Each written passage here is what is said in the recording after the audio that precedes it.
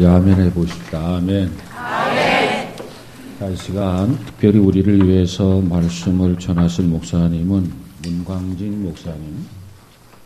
이 문 목사님께서는 결혼을 하고 바로 네팔로 선교사로 파송받아서 그동안 15년 동안 네팔에서 사역을 하셨습니다. 먼저 말씀을 듣기 전에 약 한 5분 동안 이 동영상을 한번 보고 그리고 말씀을 듣도록 하겠습니다. 특별히 5분 동안 사역의 모습을 간추려서 볼 텐데 관심 있게 여러분 좀 봐주시면 좋겠습니다.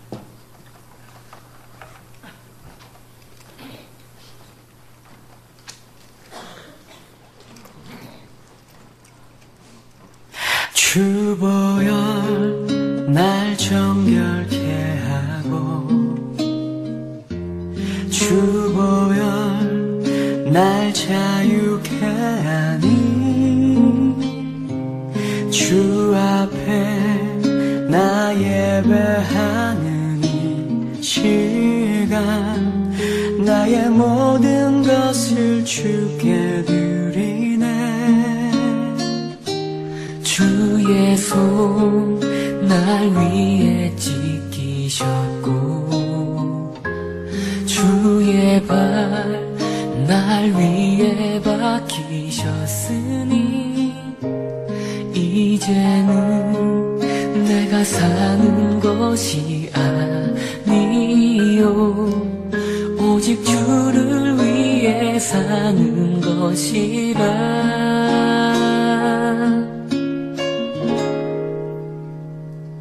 주의 손 날 위에 지키셨고 주의 발 날 위에 박히셨으니 이제는 내가 사는 것이 아니요 오직 주를 위해 사는 것이라.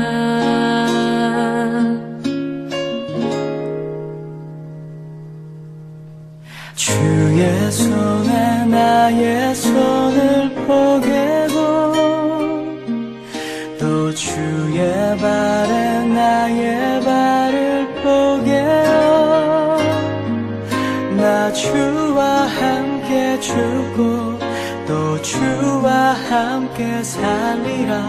영원토록 주 위에 살리라. 주의 손에 나의 손을 포개고 또 주의 발에 나의 발을 포개어 나 주와 함께 죽고 또 주와 함께 살리라. 영원토록 주 위에 살리라. 주 위에 살리라.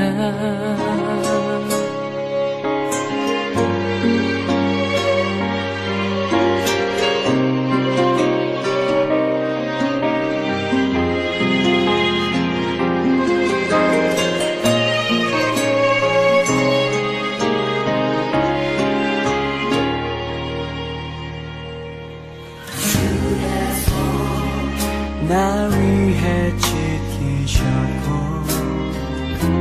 주의 발 날 위에 박히셨으니 이제는 내가 사는 것이 아니요 오직 주를 위해 사는 것이라.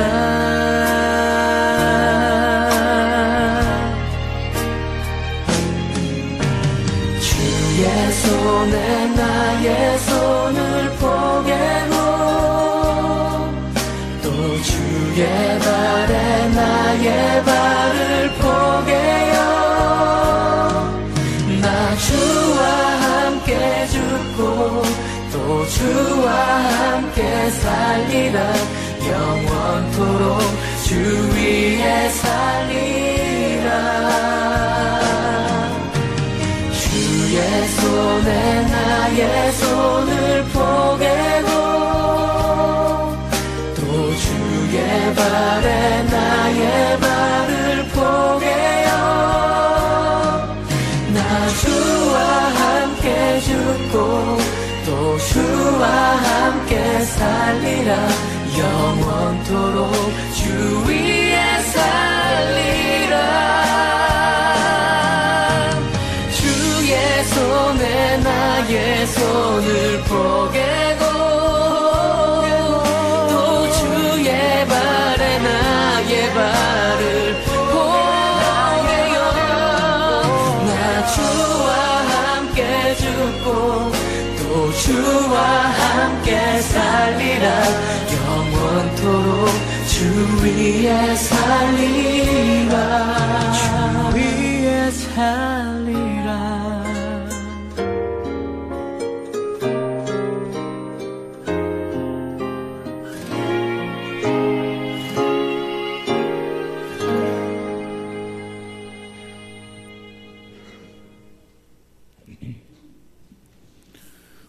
짧은 5분 동안에 우리가 영상을 한 카트 보았는데 그 한 카트에는 참 여러 가지 애환이 다 담겨져 있는 그런 카트입니다. 이 시간에 이제 목사님 나오고 있어서 목사님의 사역 보고와 더불어서 오늘 본문의 말씀 그래도 가야 할 길 이런 주제로 말씀을 전하도록 하겠습니다. 목사님 나오실 때 우리 함께 환영하도록 하지요. 목사님은 네팔에서 왔어요. 네팔. 그 먼 곳에서 가까운 옆에서 온 게 아니고 그래서 그 점을 참고하셔서 기쁘게 우리 모두가 환영했으면 좋겠습니다. 자, 목사님 나오시겠어요? 할렐루야. 할렐루야. 다시 한번 할렐루야. 할렐루야. 예. 서벌라이 자유마시 더파이더 선거 베테더 대레 쿠실라게 고추 네팔 왔다 아이고 네팔 왔다 아이고 뒤 협다보요 더파이더 선거 베테더 대레 쿠실라게 아죠 예스코 바데마 예술레 하밀라이 디에코 포덴코 바데마 더파이레 디노 먼나게 고쳐 데스카랑 더파이레 코리아 바사 마트더 네팔리 바사 타 차이나 올라 데스카랑 오버데키 코리아 바사마 번딘추 반갑습니다. 예, 네팔 선교사니까 네팔 말이 어떤지 한번 들어보시라고. 예. 현지인으로 오해받는 얼굴이 되어버려서 예, 계속 제가 30분 동안 하면 한국말로 한국 이름으로 바꾼 현지인인가 보다 이렇게 생각하시는 분이 계실 것 같아서 예, 한국말로 설교를 말씀을 전하겠습니다. 항상 현지에 가면 현지말로 해야 되다가 한국말로 설교를 해야 되니까 참 감격스럽고 행복하긴 한데 되려 더 떨립니다. 예. 오늘 저와 여러분이 함께 볼 고린도후서 11장 29절에서 33절의 말씀을 통하여서 힘들고 어려워도 그래도 우리가 계속 가야 될 그 길에 대해서 함께 이야기하려고 합니다. 주님 안에서 살아가시면서 행복하십니까? 예, 행복하셨으면 좋겠습니다. 주님이 이 땅에 기쁨을 주러 오셨기 때문에 기뻐하시면서 살 수 있었으면 좋겠습니다. 아까 보신 사진들이나 이런 것들은 제가 오지를 가면서 찍었던 사진들이 있는데 최소한 3번 이상은 제가 거의 죽을 뻔하다가 살아났던 적이 있어서 예, 오지를 다닐 때마다 이제 이번에 걸음이 마지막이 될 수 있을지도 모르겠다 이런 생각을 하면서 오지를 갈 때가 많습니다. 예, 제 바로 앞차가 떨어져서 40명 이상이 그냥 추락사로 강에 그냥 빠지거든요. 예, 한 100m 넘는 절벽에서 점프를 해서 강으로 바로 점프를 해서 들어가기 때문에 예, 그렇게 빠지면 사람들이 대부분 한 명도 못 살아요. 예, 저희 바로 앞차가 그러는 것도 봤고요. 예, 제가 타려고 했던 버스가 그 다음 날 오는 버스가 예, 떨어져서 한 70명 정도가 죽는 것도 경험을 했고 예, 제가 오지에서 비박을 하면서 밤을 4,000m 고지에서 비박을 하면서 지냈던 그런 적도 있습니다. 그런 죽음의 순간들을 맞이하면서 느끼는 것은 우리가 살아가는 것이 주님의 은혜가 없으면 단 하루도 더 이상 살 수 없다는 것, 그리고 매일매일 살아가는 이 자체가 주님이 주신 굉장히 큰 은혜라는 것, 그래서 매 순간 감사하면서 살아야 되겠다 이런 것들을 네팔 땅에서 살면서 굉장히 많이 느끼고 살아갑니다. 너무 많이 누리고 살다 보면 지금 내가 누리고 있는 것이 얼마나 많은지, 얼마나 풍성한 것인지 잘 모르고 살 수 있습니다. 저희가 70년 전만 해도 강복 70주년이 되었죠. 70년 전에만 해도 저희 나라 땅에서 우리 말로 우리 아이들을 가르칠 수 없었던 때가 있었습니다. 대한민국이라는 이야기를 할 수 없었던 때가 70년 전에 있었습니다. 남북이 갈라져서 수많은 사람이 죽으면서 자유를 갈망했던 때가 있었습니다. 조금이라도 더 살기 위해서 외국에 나가서 노동자들이 고생을 하던 때가 있었습니다.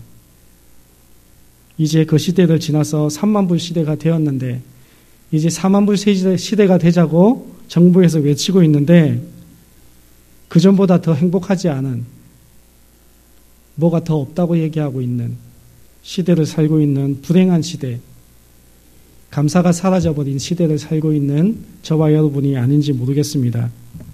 조금만 돌아보면 지금 누리고 있는 이 수없이 많은 것들이 얼마 전까지는 누릴 수 없었던 것인데, 그리고 지금도 이것을 누리지 못하는 세상에 수없이 많은 사람들이 살아가는데 너무 당연하게 지금 당장 나의 곁에 있어서 소중하게 생각하지 못하고 살 때, 감사하지 못하고 살아갈 때 행복이라는 것은 우리 일상 속에서 절대 생기지 않습니다. 사소한 것들에 감사하셔야 됩니다.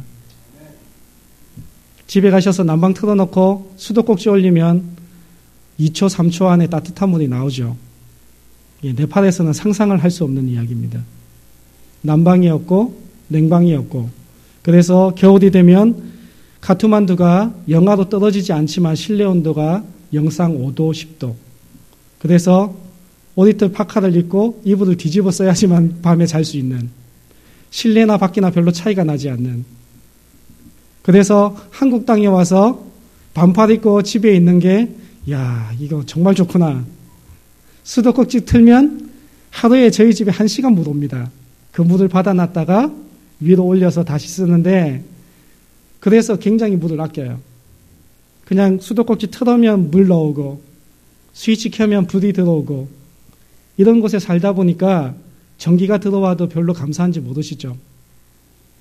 한전에 다니는 어떤 자매가 얘기하는데 한국이 전 세계 거의 1위로 1년에 사람이 느끼는 한 체감이 5분 정도밖에 안 된답니다. 정전이.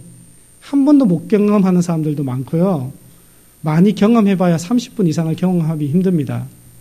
카트만두에 하루에 지금 10시간 정전되고 있습니다. 한 나라의 수도가.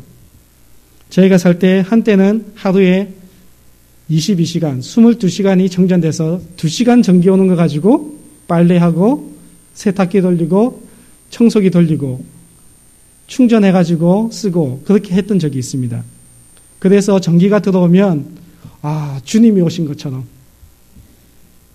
전기 왔다고. 요즘도 전기가 들어오면 원래 정전 시간보다 빨리 전기가 들어오면 막 박수쳐요. 현지인들은. 전기가 들어왔다고. 물이 평상시보다 많이 오면 막 좋아해요. 하루 종일 전기가 들어오고 하루 종일 물이 나오고 하루 종일 따뜻하니까 안 감사하시죠? 너무 많으니까. 감사가 사라지면 행복할 수 없습니다. 우리가 누리고 있는 이 사소한 것들이 얼마나 행복하고 감사한 것인지를 기억하셔야 됩니다. 침대는 가학이라고 하는 수백만 원짜리 침대가 있는 것보다 맨바닥에서 잘 잘 수 있는 게 주님의 은혜입니다. 1,000만 원, 2,000만 원짜리 차를 타는 것보다 걸어서 2정거장, 3정거장을 기꺼이 걸어갈 수 있는 게 은혜입니다. 10만 원짜리, 20만 원짜리 맛있는 밥을 먹었고 소화가 안 되는 것보다 맨밥을 먹어도 배부른 게 은혜입니다. 뭘 많이 가져야 감사하고 은혜롭다고 생각하는 것은 착각입니다. 제가 그렇지 않은 나라에 살아보니까 많이 가지는 게 절대 저희를 행복하게 만드는 것이 아니라는 걸 깨닫게 됩니다. 조금 덜 있는 거. 그래서 무엇을 하나 가질 때마다 그 소중함을 기억하고 감사하다고 얘기하면서 사는 것. 그게 소중하고 행복의 길입니다. 주님 안에서 행복하게 사시기 바랍니다. 여러분들이 지금 계시는 이 예배 공간이 네팔에 있는 그 어떤 교회보다 좋습니다. 훨씬 조명시설이 좋고요. 음향시설이 좋고, 이런 시설들이 네팔에 있는 가장 큰 교회보다 시설이 더 좋아요. 네팔 사람들은 다 바닥에서 예배를 드립니다. 의자도 없이 바닥에서 냉방, 난방 아무것도 되지 않는, 그래서 40도, 50도까지 올라오는 남쪽에서는 여름에 더워서 숨을 쉴 수 없을 정도로 그런 공간에서 예배를 드리고, 고도가 높은 3,000m, 4,000m에서는 추워서 사람들이 버들버들 떨면서 바닥에 방석 하나 깔아놓고 예배 드립니다. 그래도 그들은 감사하다고 얘기합니다. 감사하면서 사셨으면 좋겠습니다.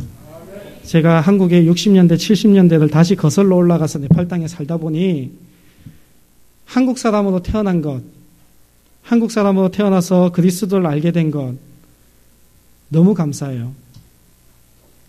제가 선택하지 않았는데 한국 사람으로 태어났다는 그조차도 감사하게 되겠어요.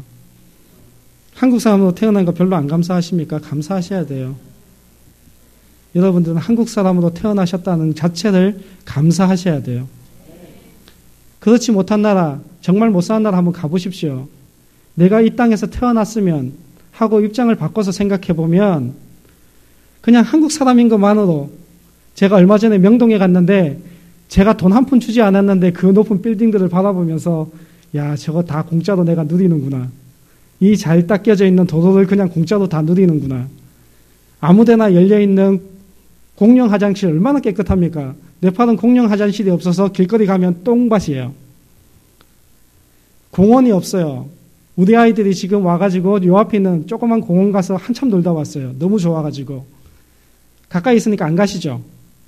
저것도 공원이냐? 돈 내고 들어가지 않아도 되는데. 저희 아이들이 보기에는 너무 좋은 공원이에요. 여러분들에게 주어진, 공짜로 주어져 있는 공기, 물, 햇빛, 부모님, 자녀, 그 무엇이 공짜가 아닌 게 있습니까? 하나님이 그거 주면서 돈 내라고 하신 적 있어요? 오늘부터 하루 동안 숨 쉬는 동안에 공기세 2만 원. 내일부터 비 1mm 내려줄 때마다 3만 원. 햇빛 2시간 비춰주는데 10만 원. 저와 여러분은 그렇게 살면 이틀도 못 살 거예요. 가난한 자나 부한 자나 공평하게 하나님이 모든 것을 공짜로 주셨습니다. 북한산도 공짜, 동해도 공짜, 서해도 공짜, 제주도도 공짜, 부산도 공짜, 서울도 공짜, 경기도도 공짜. 공짜로 안 주신 게 어디 있어요? 그런데도 없다고 얘기하시죠. 뭐가 없다, 부족하다. 정말 부족한 곳에 한 번씩 와보셨으면 좋겠습니다. 그래서 우리가 얼마나 많은 것을 가지고 있는지 깨닫고 매 순간 하나님께 감사하면서 살 수 있기 바랍니다. 그렇게 되면 좀 더 행복해질 것이라고 생각합니다. 행복해질 수 있는 또 다른 방법이 있습니다. 그것은 무엇이냐면 나에게 주신 사람들이 굉장히 소중한 사람이라는 것을 깨닫는 것입니다. 나의 자녀가, 나의 부모님이, 형제가, 그리고 사랑하는 친구들이, 동료 직장의 상사, 그리고 선배들, 후배들, 이런 사소하게 지나가는 사람들이 굉장히 소중한 사람이라는 것을 깨닫게 되면 행복해집니다. 저는 마지막 순간들을 많이 경험하다 보니까 한 번은 훔나라고 하는 지역을 가게 되었습니다. 그 지역은 네팔에서도 제일 끝지점, 그래서 비행기로만 갈 수 있는, 차로 가면 그 끝지점까지 가는 데만 해도 2주 이상이 걸리는, 걸어서. 비행기를 타고 가서도 국경까지 가는데 일주일이 걸리는, 그 지역을 제가 정탐을 하고 전도를 하러 갔을 때 산을 하나 넘어가야 돼요. 4,000m가 넘는 눈밭이 쌓여있는 그 산을 넘어가서 다시 국경에서 전도하고 다시 돌아오는데, 마지막 날이니까 제가 한 15km에서 20km 정도 군대 행군 가듯이 짐을 들고 다니거든요. 짐이 무거우니까 다시 올 거니까, 내일 다시 올 거니까 마지막 숙소에다가 그 짐을 내려놓고 산을 넘기 시작했어요. 2시간이면 간대요. 그래서 오후 3시에 출발해가지고 천천히 가도 한 6시면 도착하니까 좀 있으면 맛있는 밥 먹고 자고 내일 돌아오면 되겠다. 7시가 되어서 해가 지었는데 도착을 못했어요.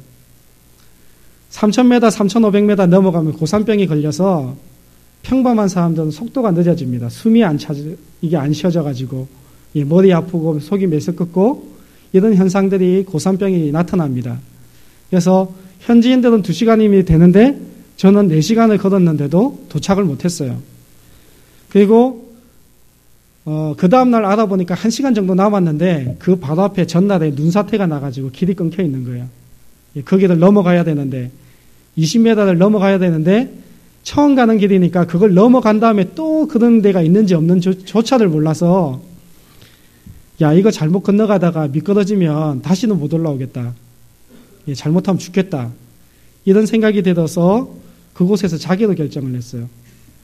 한 노인분하고 둘이서 밤에 짐을 다 내려놓고 와서 우위 하나, 비 막아주는 우위 하나 둘러쓰고 둘이서 꼭 껴안고 4,000m 눈밭에서 밤을 난 적이 있습니다.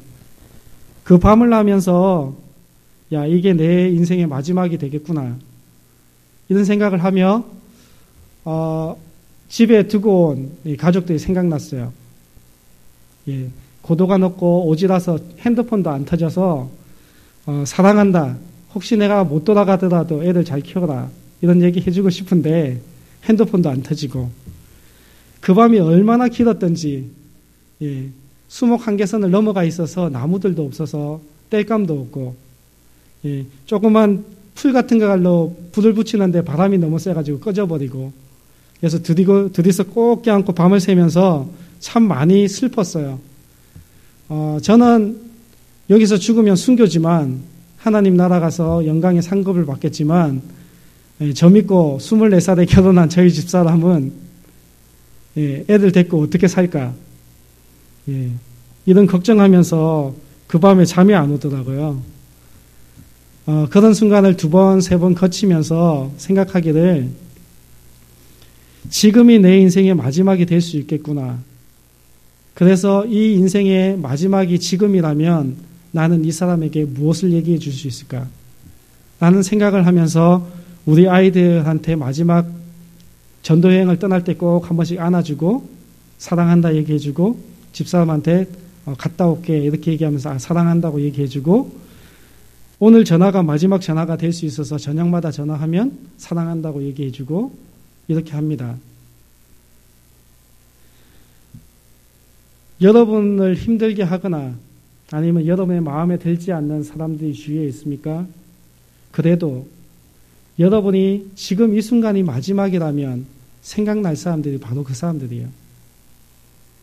지금 누가 생각나십니까? 내 인생의 마지막이라면 하고 생각하실 때 누가 떠오르십니까?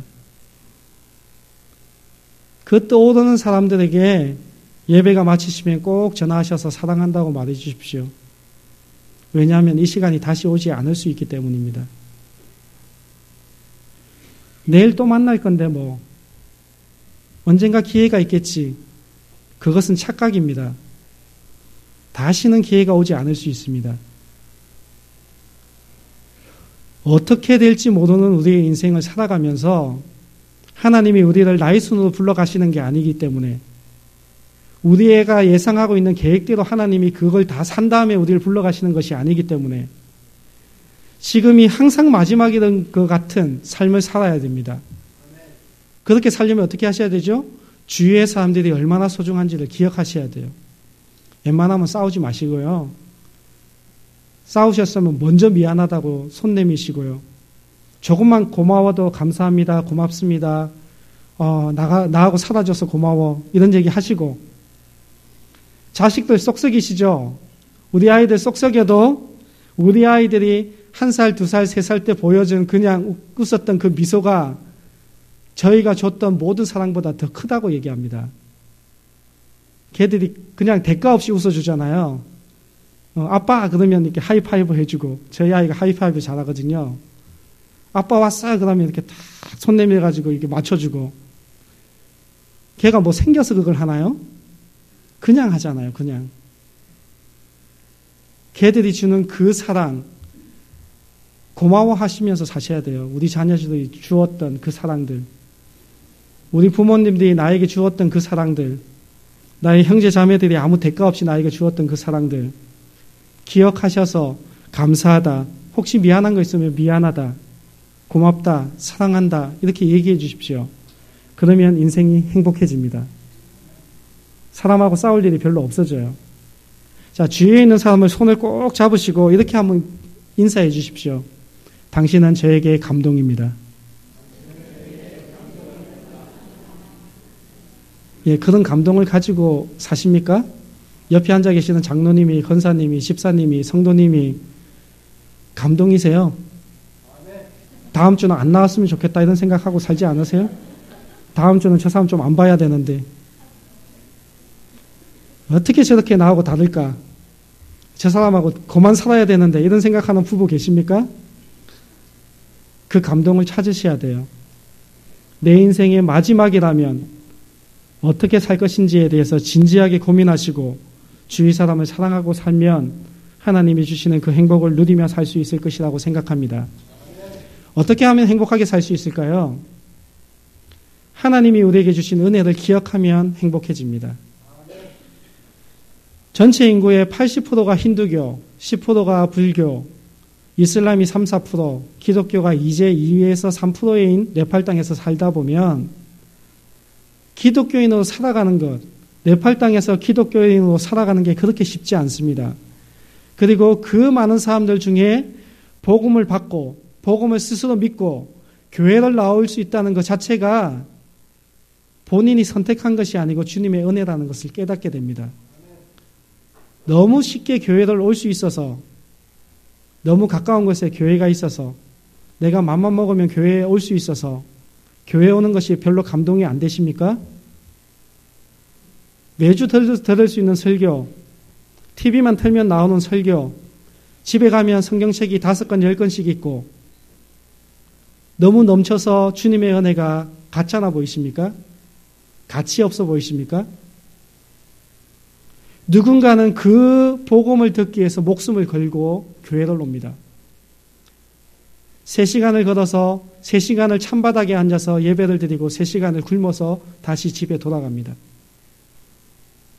그곳에 오고 싶어서, 예배 드리는 사람들을 만나서 같이 찬양하고 싶어서, 성경을 듣고 싶어서, 보고 싶어서. 네팔에는 음악 교육이 없어서 이렇게 좋은 찬양단이나 악기 연주하는 사람들을 거의 만나기가 쉽지 않습니다. 악보를 볼 줄 몰라요. 문맹률이 50%가 넘어서 교회에서도 성경책이 있어도 성경책을 읽지 못하는 사람들이 굉장히 많습니다. 스마트폰에, 성경책에, TV만 열면 수도 없이 볼 수 있는 성경가, 찬양가, 인터넷을 뒤지면 얼마든지 신곡을 들을 수 있는 상황 가운데서도 주님께 가까이 가지 않고 계시다면 그걸 간절히 애타게 바라고 있는 수없이 많은 사람들이 있다는 것을 기억하십시오. 누군가는 그 예배 한 시간을 위해서 목숨을 걸고 있습니다. 예배 드리고 싶어서. 자기 마을에 아무도 예배 드리는 사람이 없어서 함께 예배 드리고 있는 사람이 생기기를 위해서 간절히 기도하고 있는 수없이 많은 네팔 사람들이 있습니다. 걸어서 교회가 이틀, 3일 거리 안에 없어서 도시에 나와서만 교회에 잠깐 갈 수 있는 성도들이 네팔 땅에 너무나 많습니다. 가까이 있다고 이게 사소한 은혜로 받아들이지 않으셨으면 좋겠습니다. 굉장한 은혜예요.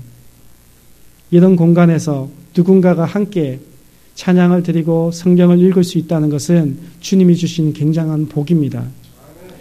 다른 복을 세지 마시고 하나님이 나에게 주신 이 구원의 은혜를 세시기 바랍니다.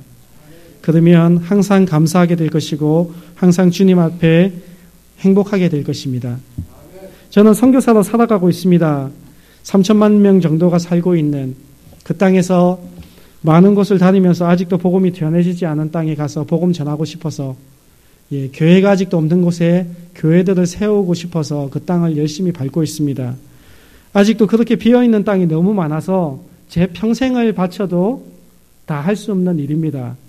그래서 특별히 극서부라고 하는 지역을 정해서 요즘은 열심히 다녀서 교회를 개척하고 목회자들과 밥 해먹으면서 성경을 읽고 함께 공부하면서 그렇게 살아가고 있습니다. 그 땅을 그렇게 살아가면서 왜 남들은 하지 않는 이 고생을 굳이 해야 될까? 그곳에 오는 선교사들이 그렇게 많지가 않아요. 왜 다른 선교사들은 잘 오지도 않는 이곳에 왜 굳이 혼자 뭘 알아준다고, 누가 알아준다고 여기까지 와서 이 짓을 해야 될까?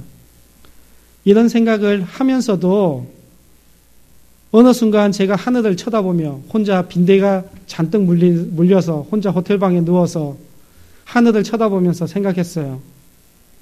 나는 정말 하나님 나라를 소망하면서 사는가? 저희 셋째가 한국 오기 전에 2달 전부터 아빠 한국 언제 가? 그 다음날 와가지고 아빠 한국 언제 가? 매일매일 물어보는 게 한국 언제 가였어요. 잘 기억도 안 나요. 5살 때 있다 가서 잘 기억도 안 나는데 아빠 한국 언제 가? 한국 언제 가? 뭐 먹었는지도 기억이 안 나고 뭐 하고 놀았는지도 기억이 안 나는데 가고 싶어가지고 한국 가고 싶어서 한국 언제 가? 한국 언제 가? 그랬어요. 여러분들이 혹시 하나님 저 천국 언제 가요? 천국 언제 가요? 빨리 데려가시면 안 돼요? 이렇게 기도해 보신 적 있으십니까? 미국은 가고 싶은데, 태국은 놀러 가고 싶은데, 성지순례는 한번 가보고 싶은데 천국은 안 가고 싶으시죠? 굉장히 심각한 문제입니다. 기독교인이라면 천국을 소망하면서 살아야 됩니다. 이 땅의 것이 아니고 이 땅에서 노후 대책하셔야 됩니다. 자녀 잘 키우셔야 돼요. 아파트도 사시고 좋은 차도 타셔야 됩니다. 괜찮습니다. 주님이 주신 이 세상을 잘 누리십시오. 그러나 우리가 영원히 있어야 될 때는 이 땅이 아닙니다. 주님의 나라에 영원히 살 것을 준비하고 계셔야 됩니다. 그래서 선교하셔야 돼요. 우리가 이 땅에 영원히 살 것이면 선교 안 하셔도 돼요. 그런데 주님의 나라에 영원히 살아야 되기 때문에 주님이 원하시는 일을 해야 되는 거거든요. 주님이 가장 원하시는 것이 무엇입니까? 잃어버린 영혼들이 다시 주님께 돌아오는 것입니다. 그걸 저희가 하길 원하세요. 하나님은. 하나님의 마음이 그곳에 가 있어요. 너가 좀 갔으면 좋겠다 이렇게 얘기하세요. 너가 좀 보내줬으면 좋겠다 이렇게 얘기하세요. 그 사람은 죽어가는데 애타게 기도하면서 누가 찾아와 줬으면 좋겠다고 기도하는데 아무도 찾아와주는 사람 없으니까 너가 좀 갔으면 좋겠다 이렇게 얘기하고 계시니까 그 사명을 지키기 위해서 선교하면서 삽니다. 여러분들이 아시는 선교사님들 기억하셔서 기도해 주시고 그들을 보내주십시오. 더 깊은 곳에 갈 수 있도록. 왜 선교를 해야 될까요? 선교를 해야지 주님이 이 땅에 오시기 때문입니다. 주님이 약속하셨어요. 복음이 이 땅 끝까지 전해지면 내가 이 땅에 다시 오겠다. 약속해놓고 2000년이나 지났는데 왜 아직도 안 오세요? 그거는 주님의 잘못이 아니고 저희의 잘못입니다. 저희가 땅 끝까지 복음을 전해지 못했기 때문에 주님이 오시고 싶으셔도 애타게 빨리 왔으면 좋겠다고 카운트다운을 하고 계셔도 못 오세요. 주님이 약속하신 게 있기 때문에. 주님이 간절히 이 땅에 오기를 소망하십니까? 전도하셔야 됩니다. 선교하셔야 됩니다. 저는 그런 소망을 가지고 삽니다. 이 땅에 살아가면서 오지를 가면서 교회가 없는 곳에 가면 전도를 합니다. 그러면서 이런 생각을 해요. 주님이 나중에 오셔서 야, 너 때문에 내가 이 세상에 하루 일찍 왔다. 그 마을에 가서 전도해 주는 바람에 내가 하루 일찍 올 수 있었다. 저는 주님이 빨리 오시기를 준비하는 사람이거든요. 그래서 제가 한 번도 복음이 전해지지 않은 땅에 많이 가면 많이 갈수록 주님이 빨리 오실 것이라고 믿습니다. 그 소망함을 가지고 삽니다. 이왕이면 내가 죽기 전에 주님이 오셨으면 좋겠는데 그렇게 하려면 복음을 전해야 되는 거죠. 복음이 땅 끝까지 가면 주님이 오실 거기 때문에. 왜 선교를 해야 될까요? 그것이 제일 투자 가치가 높은 곳이기 때문입니다. 이 땅에 그 어떤 투자 가치가 높은 것보다 주님의 나라가 투자 가치가 높습니다. 주님의 나라에 가서 우리가 상급을 받게 될 것인데 이 땅에서 뿌린 만큼 하나님 나라에 가서 상급을 받게 될 것인데 영원토록 받습니다. 그 어떤 은행가, 그 어떤 투자처가 영원토록 주는 데가 있습니까? 10년, 20년, 30년 장구가 없으면 그 약속도 못 지키고 부도가 나는데 주님의 나라는 영원토록 우리에게 약속하신 그 상급을 준다고 말씀하십니다. 가장 수지타산이 맞는 곳이 천국입니다. 그래서 저와 저희 집사람이 젊음의 시절을 네팔 땅에서 투자한 것은 거기가 제일 투자 가치가 있겠다 생각했기 때문입니다. 내 인생의 모든 것을 다 들여도 내 젊음의 이 아까운 시절 공부해야 되고 아이들 키워야 되고 맛있는 거 먹어보고 싶고 좋은 차 타보고 싶고 좋은 집에서 살고 싶은 거 다 포기하고도 그 땅에 살아가는 이유가 그것이 제가 투자할 수 있는 가장 확실한 투자처라는 것을 저는 믿기 때문입니다. 주님의 나라에 투자하시기 바랍니다. 그곳에서는 30배, 60배, 100배의 배당률이 있습니다. 그리고 영원토록 주님이 주실 것입니다. 저는 주님의 나라를 소망하고 있습니다. 주님이 빨리 오셨으면 좋겠습니다. 가능하다면 지금 이 순간에 주님을 만났으면 좋겠습니다. 그래서 주님을 위해서 선교사로 열심히 살아가면서 복음을 전하다 보면 주님이 오셔서 칭찬하실 것이고 그래서 상급을 주실 것이고 그것을 영원토록 누리고 주님과 함께 살 것이라는 소망을 가지고 살아가고 있습니다. 이 땅에서 행복하시기 바랍니다. 제가 말씀드린 것처럼 사소한 것들이 얼마나 소중한지 기억하시고 내 주위에 있는 사람들이 얼마나 소중한 사람인지를 기억하시고 주님이 주신 은혜가 얼마나 큰 것을 기억하십시오. 그리고 주님의 나라에 투자하시기 바랍니다. 저는 그것을 투자하고 있는 사람으로서 여러분들에게 권고합니다. 주님의 나라에 투자하십시오. 여러분의 젊음과 여러분의 시간들을 투자하시고 혹시 자녀들이 선교사로 가고 싶다면 말리지 마시고 보내주십시오. 그 아이가 이 인생 살아가는 동안에 가장 큰 투자처를 찾았기 때문에 거기에 목숨을 거는 거거든요. 누군가가 주님을 위해 살겠다고 그러면 말리지 마시고 격려해 주십시오. 그들을 믿어주십시오. 그들이 갈 수 있도록 후원해 주십시오. 그래서 그들이 주님의 나라에 영원토록 상급을 받을 수 있도록 격려해 주십시오. 이 땅의 것이 다 사라져도 이 땅의 것들이 모두 사라져도 주님의 나라는 영원할 것을 저는 믿습니다. 여러분들도 그 나라를 함께 소망하며 갈 수 있기를 기도합니다. 다 같이 기도하시겠습니다. 하나님 감사합니다. 하나님 세상에 수없이 많은 나라가 저희 나라처럼 부유하게 살아보지도 못하고 복음을 제대로 들어보지도 못하고 종교적 자유도 없고 정치적 자유도 없고 에볼라가 창궐하고 테러가 만연하고 내전이 있어서 마음대로 길거리를 다니지도 못하는데 저희는 이렇게 자유롭고 부유하고 복음을 마음대로 믿을 수 있는 나라에 살면서도 하나님 감사가 사라져버린 그래서 더 이상 주님이 기뻐하시지 않는 교회와 성도들이 되어가고 있는 그래서 하나님이 마음이 찢어지는 한국교회가 혹시 되어가고 있습니까? 하나님 주님을 처음 만났던 그 감사함이 다시 살아날 수 있게 도와주시고 우리가 누리고 있는 이 풍성한 것들이 우리가 노력해서가 아니라 주님이 주신 은혜인 것을 기억할 수 있게 도와주시고 하나님 매일매일 주님 앞에 감사하며 살아갈 수 있게 도와주시며 우리가 쉽게 누릴 수 있는 이 모든 것들이 아직도 누릴 수 없는 많은 사람들이 있음을 기억하고 그들에게 복음을 전하게 도와주시고 그들이 좀 더 잘 살 수 있도록 도와주게 도와주시고 하나님 그들을 통하여서 주님의 나라가 세워질 수 있도록 함께 가는 아름다운 우리의 선교 사역이 될 수 있게 도와주시옵소서. 이 교회를 통하여서 성도님을 통하여서 목사님을 통하여서 주님의 나라가 세워지게 도와주시고 특별히 안양 땅에 주님의 교회를 세우셨는데 이 교회를 통하여 안양이 복음화될 수 있게 도와주시고 세상의 많은 사람들이 복음을 믿고 돌아올 수 있는 놀라운 주님의 구원의 방주가 될 수 있게 도와주시옵소서. 하나님께 감사드립니다. 예배드림이 주님 앞에 성경을 읽을 수 있고 찬양을 드릴 수 있는 이 예배의 기쁨이 사라지지 않고 날마다 감사하며 살 수 있게 도와주실 줄 믿사오며 예수님의 이름으로 기도드렸습니다. 아멘.